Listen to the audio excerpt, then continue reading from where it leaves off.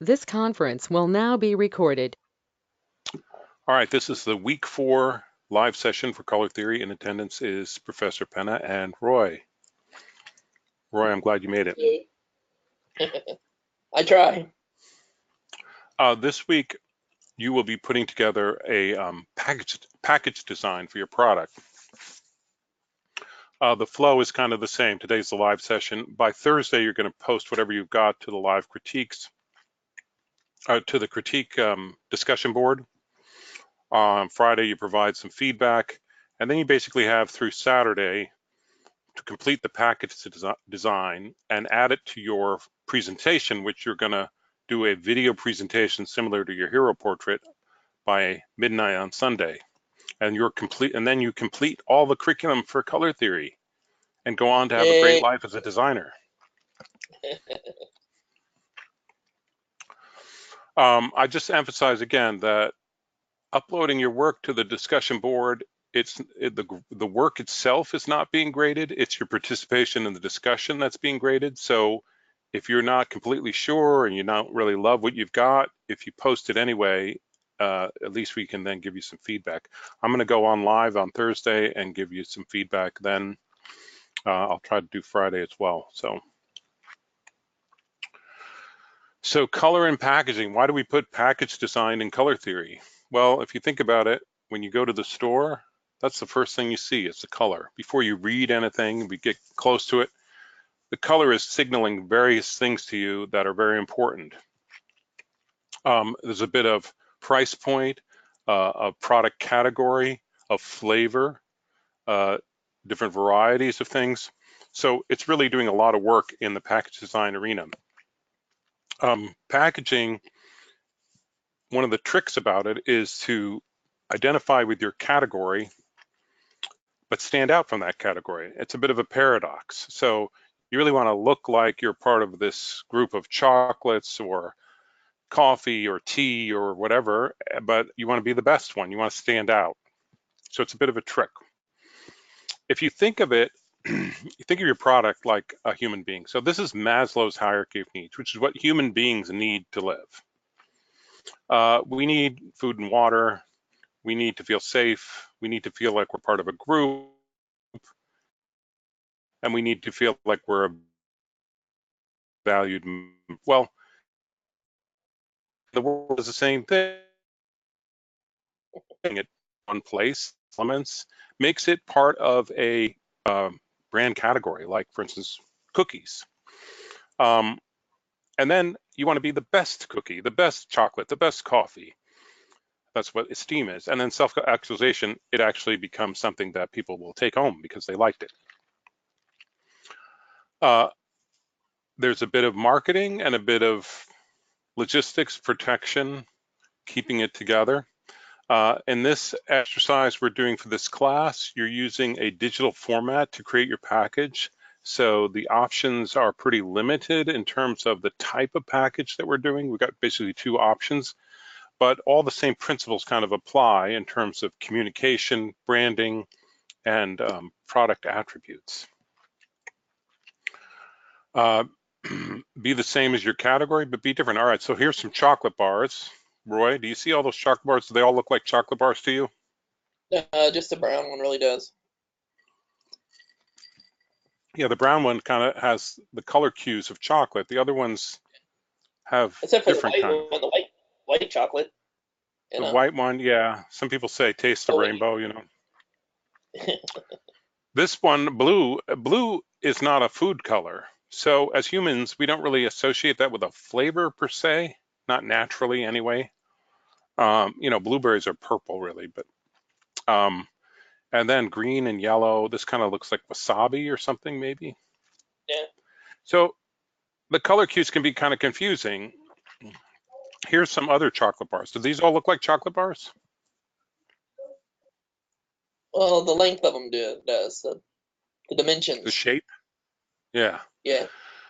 Well, these also have interesting colors that are different, but they have this logo that it's printed in like raised ink, brown. Yeah, it looks like chocolate. So that kind of helps you get a feel for what it is. And then they can play with the colors a bit. on top of that. You think these look expensive? Yeah, I think they Yeah, they're would be. a little high end, kind of well designed, I think.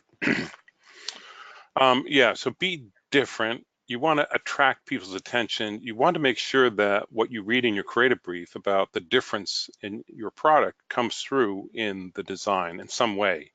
It could be communicated through the branding, through the look, through the color, texture pattern, also through type and what you say, the messaging on the package.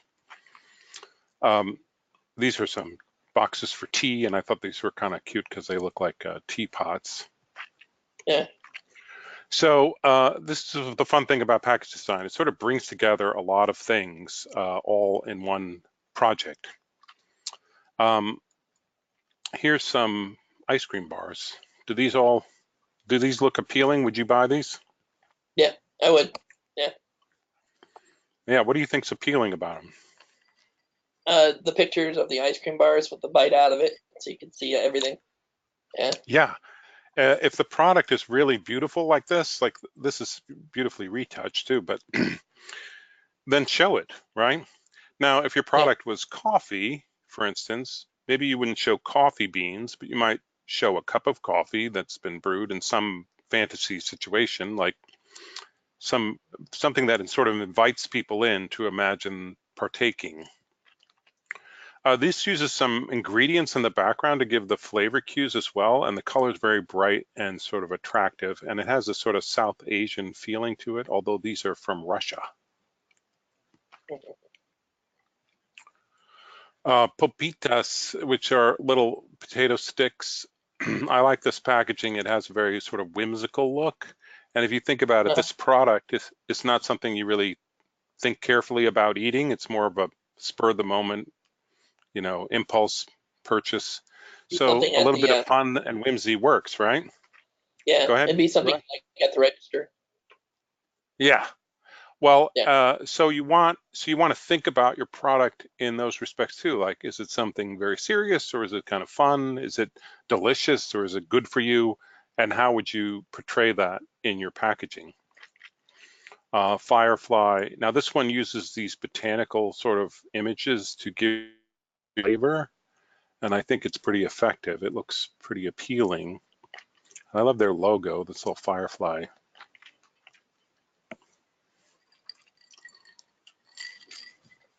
This is a pet products called Castor and Pollux, and I love the little shampoo for dogs.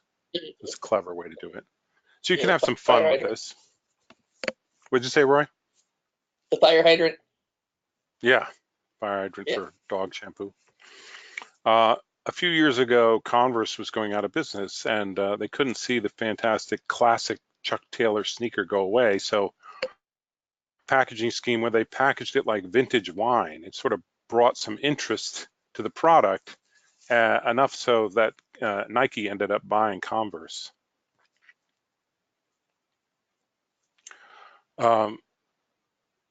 So this is what I would call sparking people's imagination, getting them to think, oh, wow, this is a classic.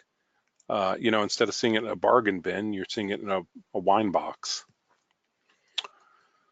And there's some of the details with the label. They tag the tag.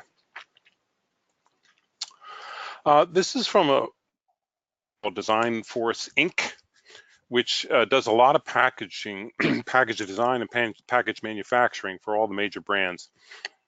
And this says things to consider before executing design and color choices in packaging, which is what you're about to do. What does your brand stand for? Do you know what your brand stands for? Of course As you far do, as because yeah. you've read and memorized your creative brief at this point. Yep. Who's your customer? You know who that is because you did your target audience.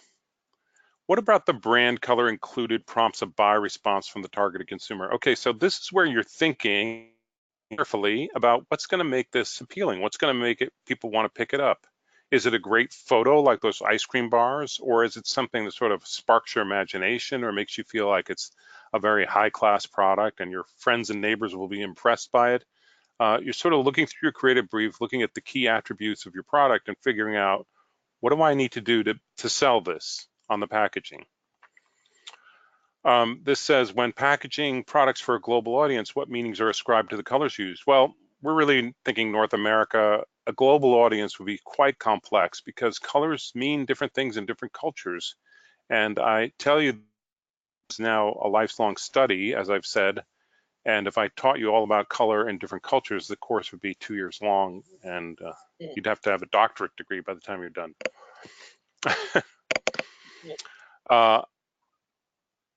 Can a unique color be developed to support the brand? Well, you've got your assigned color. Think of that as your unique color. Is it unusual in the category? What are the other people doing? You're looking at the competitors to make this really stand out.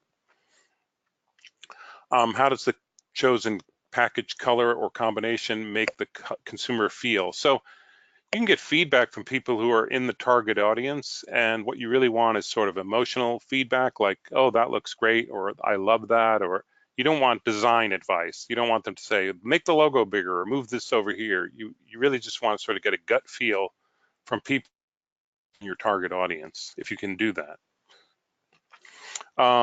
This last one says, if the retailer shelves a few items from product line, well, you're not really doing a whole product line, but in the real big world of package design, you have to like block things out so they work together on a shelf with many other things. And from now on, you will look at the grocery store differently every time you go there. Let's look at some more examples. So this is another chocolate bar, Mon Choco. Artisan Chocolatier de Côte d'Ivoire. What do you think? Does it look like chocolate to you? No. No? It's got a different kind of look, huh?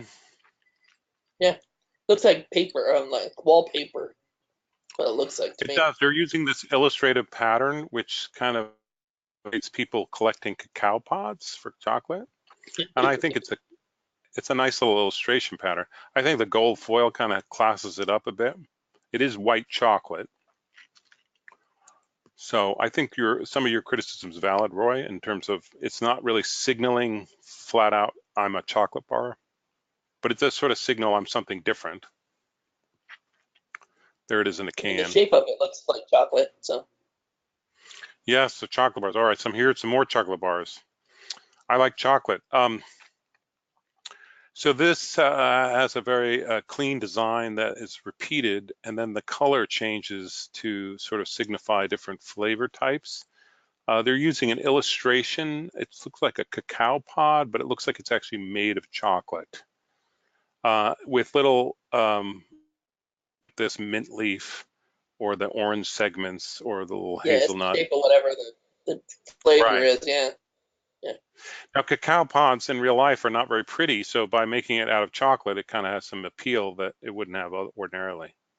When you put all these together, it looks like this in the box. This is a fast food chain in Russia called Mama. I love the logo. It's very simple, but it sort of conveys a funny character. And then they're also using this sort of illustrative pattern that looks a little, it's whimsical, but a little dangerous and offbeat, which when you think about fast food is the same thing. It's kind of like, it's not really good for you, but maybe it's fun. The company is named What'd you say? It says Mama Mafia. Yeah. This is the brand. So they do, that's the brand, yeah. So they make pizza, they make burgers, and they make sushi. So here's a little Yakuza guy with the shrimp. There's a squid armed with guns and a baseball bat. It's a little crazy, but kind of fun.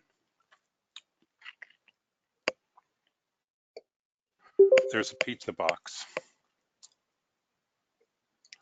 Lindsay, welcome.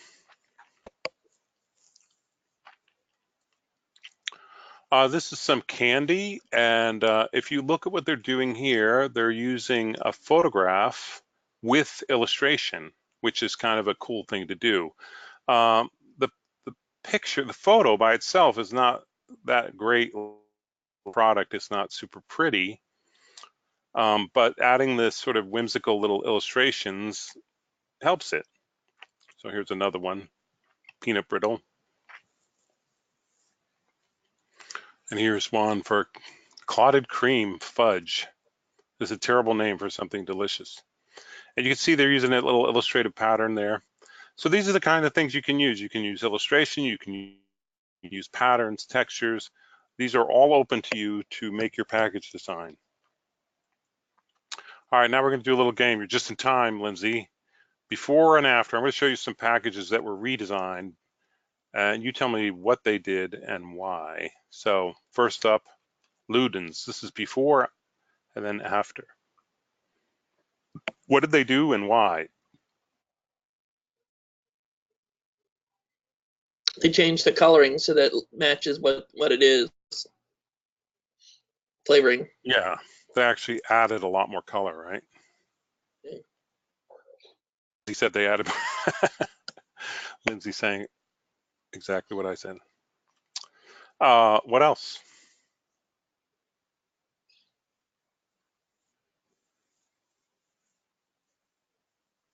They made the name a lot bigger. Yeah, they kind of changed their logo a bit. Yeah. And it's a lot more prominent on this package than up here. Ah, Lindsay did it again. All right, Lindsay, you're just on a delay. All right, Lindsay, tell me one more thing they did. What? Yeah, microphone. I said, tell her to turn the microphone on. Can you turn your microphone on, Lindsay? Oh, loud kids, they ruin everything. Right, Professor Penna? How about the little window? Made it smaller, yeah. Smaller, and they dropped it to the bottom. They're playing Dragon Ball Z.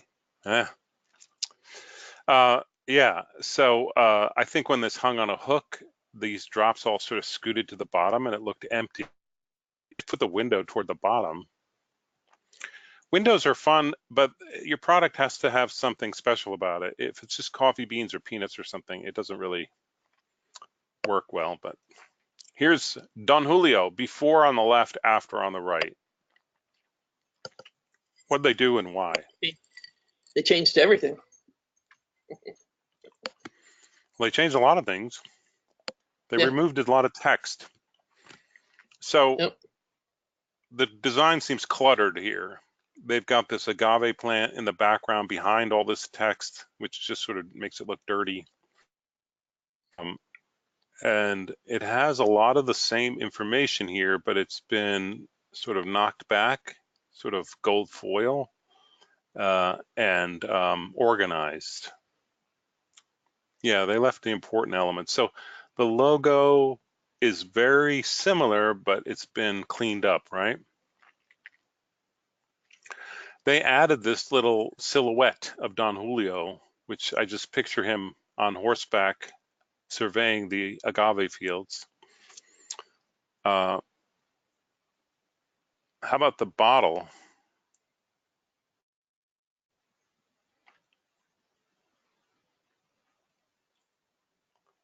They changed the bottle shape, right? Looks like it takes up less space, probably. Yeah, I'm pretty sure that has something to do with it. Like putting it in a box, you can pack more in when it's this shape. Also, somebody speculated it could be also this is easier to handle in a bartender situation than this one. This looks very old school, and this looks a little kind of more contemporary, which may or may not be a good thing. But all right, next one. Before on the left, after on the right. What did they do and why?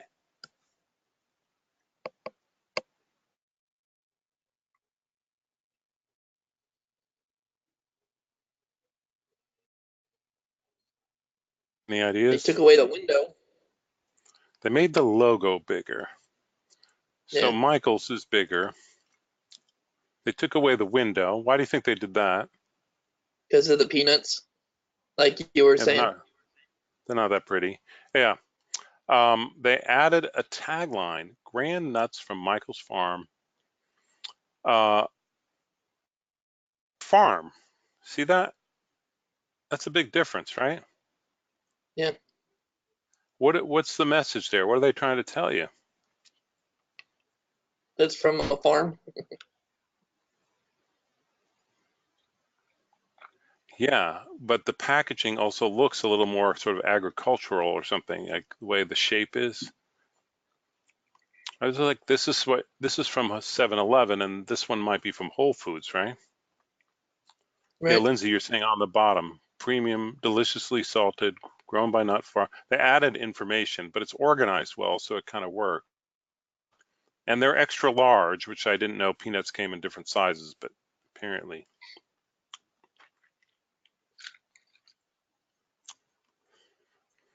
All right, next up, lasagna, before on the left, after on the right. What did they change and why?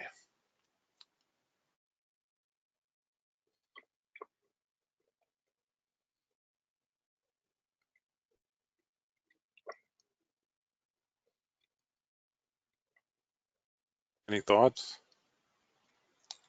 Coloring on the box. I mean, Yeah, blue. So what is blue versus? stands out more, I guess. Yeah, red's more of a food color for lasagna, right? Blue has nothing to do with lasagna. I also think the blue looks like Kraft macaroni and cheese. Yeah, and red's supposed to make you hungry. I think that's probably true because the fact that there are so many foods that are red. There's a lot of food that's red. Everything from watermelon to raw steak. Look at the photo. Definitely a nicer photo, yeah. Yeah, this is school lunch and this is Gourmet Magazine. Now, when you do your package design, this is more of an exercise than a portfolio piece, so you can find a photo from anywhere. There's some resources for royalty-free photos, but what you want to find is some really great photos if you're going to use them that are appealing, and do the best you can to make them look as great as possible. This is water before and after, and this is like a close-up of the label.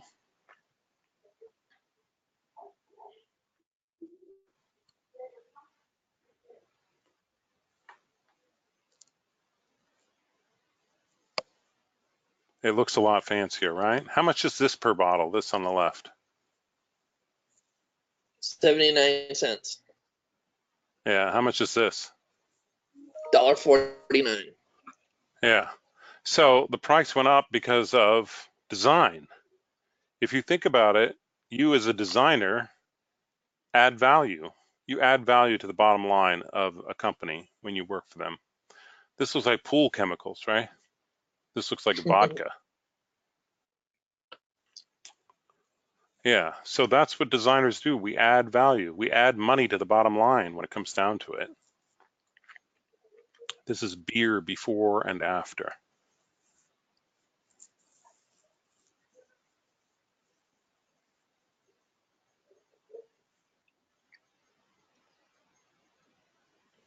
Any thoughts? Did they change the name? Well, it's the same name. They just took the L apostrophe, which means the. So it cleaned up a lot, right? It's a lot. Yeah. It looks fancier. Yes. They organize the information better. So there's some hierarchy. First thing you see is the logo, then this microbrasserie, a little bit of selling here, and it's the variety is India Pale Ale. Over here, the first thing you see is India, which has nothing to do with the name of it. And it's not really, it's supposed to be India Pale Ale as a phrase. So calling out the word India doesn't make it. Be organized, be clean, be bold, make sure your brand stands out. That's what you see there. All right, this is Rice-A-Roni. Now, this is not great design, but I pulled this as an example because Rice-A-Roni packaging has everything you could have on a package. So we'll take a look at this. So The first thing you want to do when you look at a package is figure out, where is my primary display panel? The primary display panel is the part of the box that faces the consumer. In this case, it's this front part here, right? So Captain Crunch lives. Think of it that way.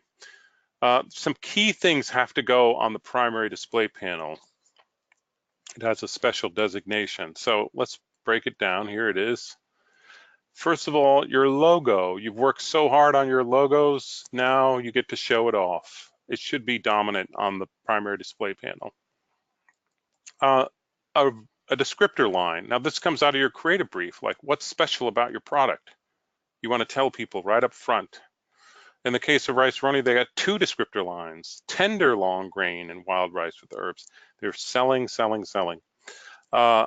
Ingredients are required, except in, in some cases like just coffee, or tea is just tea. But if it has some special ingredients, you need to put that. If it's soap or something like that, you need to have ingredients. So make sure you add that. That goes on the back panel, which is what we're looking at here.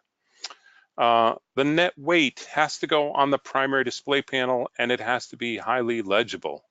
It cannot be blended in with the background. Now, one thing I do when I design something is, like, if I know I'm required to have certain things on the page, I'll put those on first, because the last thing you want to do is design a beautiful front panel and then realize at the last minute I got to put in the net weight. That's going to ruin my design.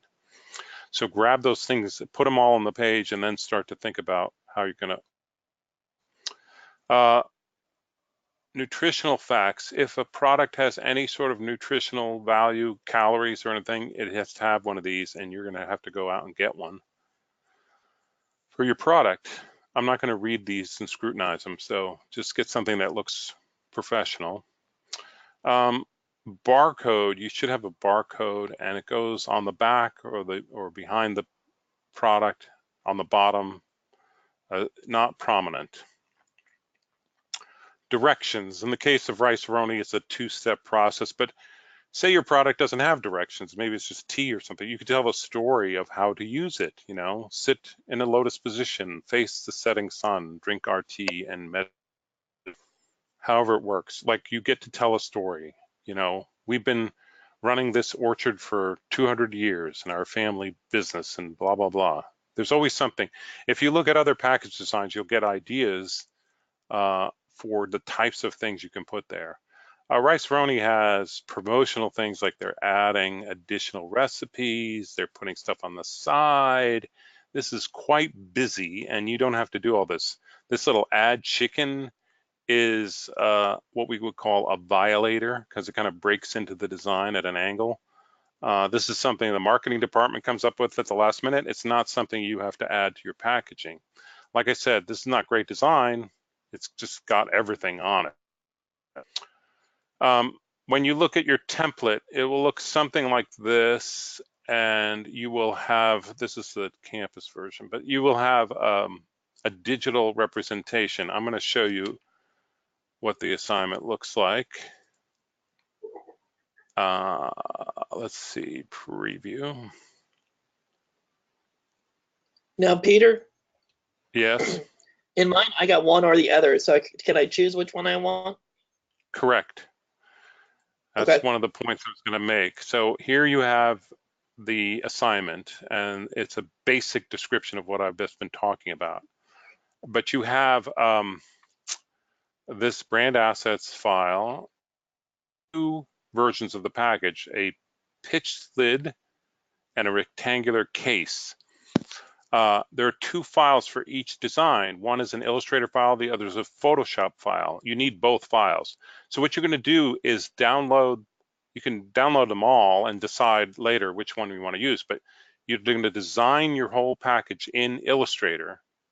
And then when it's finished, you're going to bring it over to Photoshop, similar to how you did with the hero portrait, and place it into the Photoshop file, and it will magically create the mock-up, which now there are videos showing you how to use these mock-ups, how to use the Photoshop mock-up, and I put adjust it because some people have trouble adjusting it, but that's kind of what it looks like. That's the digital file. Now, let me see if I have a student example for you to look at.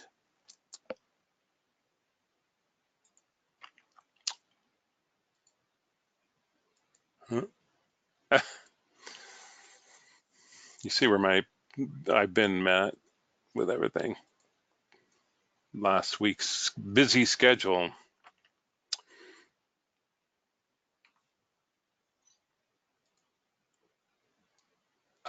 Brand identity samples. I think I had an online one.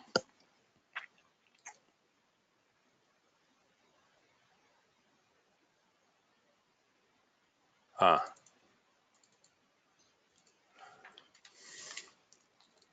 right, here's Sierra's. Let's see. Yeah, all right. So this is kind of where you've been with the identity package. This was due last week or the week before last. And then you have your package design. So you're going to place the empty template. This is the Illustrator template to show your blank template. And then you're going to put your design in here. So now she designed into the template in Illustrator. She has the logo she worked really hard on. She added some photos, texture, color. You're working your color palette even more now to make it work. And then you place it into this photo, and there's the mock-up. So this is not an actual photo. This is a digital representation of what it looks like. It's kind of fun when it works. Another example, Oaxaca chocolate, Crystal K. Cancel. So you can see she's got all her pages designed well. This is what you're going to have by Sunday. You're going to have it all finished up, her sketches, color palette, identity package, and this is the other package design. So there's the Illustrator template, and it's got this kind of color coding on it to help you identify where everything goes.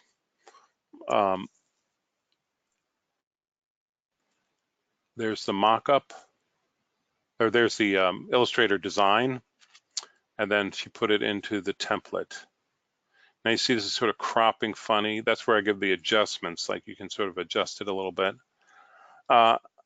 Now, these templates, they're a little tricky to use, but they shouldn't be super difficult. You shouldn't be running into problems that take you hours and hours to figure out. So it seems to be the case for you. Please reach out to your instructor, because usually we can help you out in a couple minutes with figuring out what's going on. Mostly you should be spending your time here designing something, coming up with textures and patterns, great photographs, a marketing message, milk chocolate with a bold flavor.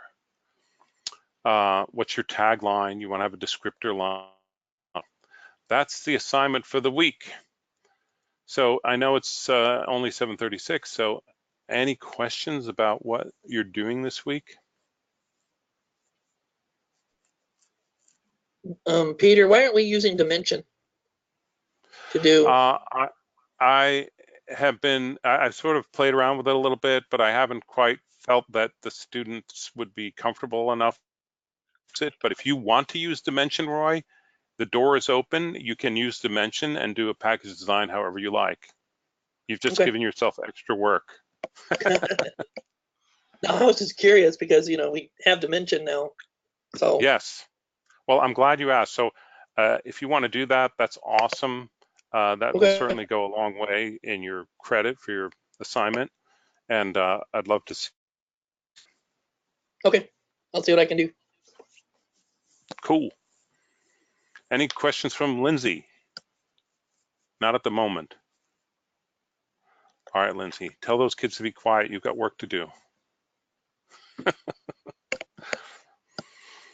All right, I'm going to end this session so you guys can get to work. I hope you had a great break, and I look forward to seeing what you do.